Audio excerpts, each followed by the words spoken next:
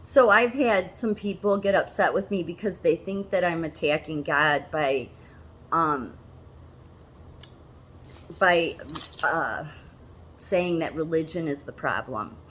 Look, I'm going to say this: if the religion is more important to you than God, then you should recognize something's wrong with that. God is what's most important. Not the it does. See, Jesus said, I have to go away so I can send the helper, something along those lines.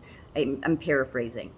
He had to die on the cross so the helper could come, the Holy Spirit that's in every one of us, which meant you didn't need the priest, the cardinal, all of those to get to God.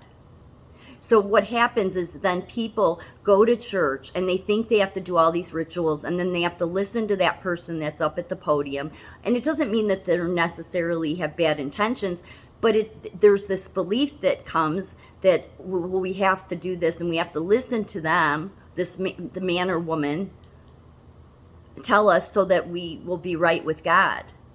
In the Old Testament, Moses was like that. So I think that's why people get lost, because they think they have to look to man to tell them. We live in a world that forever has looked to the media to tell us what the science says, and the science, we just believe whatever it says because they're the experts, the leaders.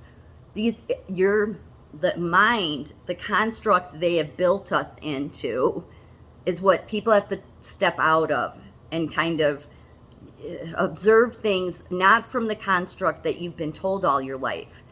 So the Holy Spirit is inside of you to keep you from falling into sin, because I believe that Jesus sent the Holy Spirit to people so they wouldn't follow what man says. Not so that there wouldn't be order. I think there'd be more order if people had a relationship with God through the Holy Spirit on a day-to-day basis, nurture it more than any other relationship you nurture, and invest in it, and then you experience the benefits of that, and you realize, I don't ever have to step back in a church unless I want to. If I want to go and hear a sermon, absolutely. But you don't need it in order to get to God. So, and given Catholicism and what I would go to bat with anybody, I really would, because I've seen what Catholicism has done to the foster kids. You know, you would think that they would be the most nurturing, and they're the worst of all. So I don't care if people don't like it. I don't, because I believe in God. I know that there's a God. I know there's a creator of all of this, and I've experienced it through the Holy Spirit that all of us have. And if people want to bash me for that because I'm not following strict man's rules, well, then they're the ones that have the problem.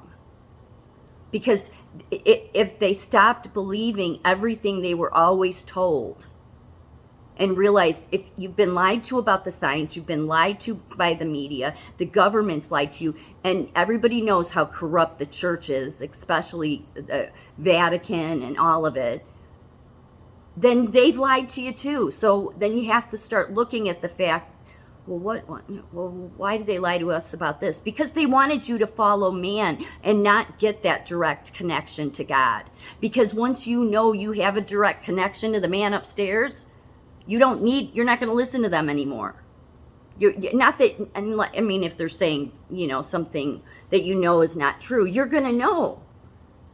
And even though the apostles set up a church, it wasn't to have all these layers. I believe it was for, in our modern day, for Bible study. It's for fellowship and worship and all of that's good. That's all good stuff.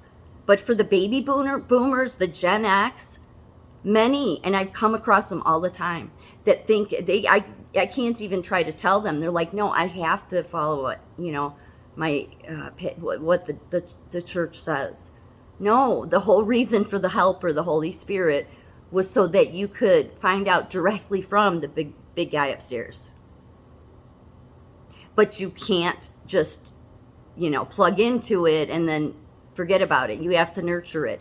Like watering a plant, you will see the blossoming of it if you water it and nurture it and invest in it every day. That's what you have to do.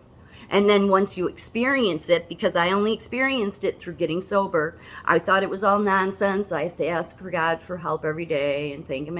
And just through doing it, because I was desperate to get sober, that's when I started seeing, oh wow, something's happening. And then you're really on your way, because then you're like, oh, you want more of it.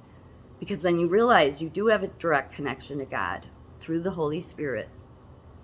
There's the historical evidence of this throughout history. It's in the Bible. I mean, so although I know that I'm hitting some nerves with people, it's because you've been conditioned to believe this certain system. Step outside the religion for a moment and just think about God, the creator of the heavens and the earths. Or the earth, not earths, but the heaven and the earth. That is where you will find your answers. That's actually where, when you get that gut instinct, you think that's coming from you. No, it's your Holy Spirit. That's why when you disregard that feeling, it ends up not being a good thing, because it is guiding you. But if you nurture it every day, you'll find it's doing a lot more than just guiding you.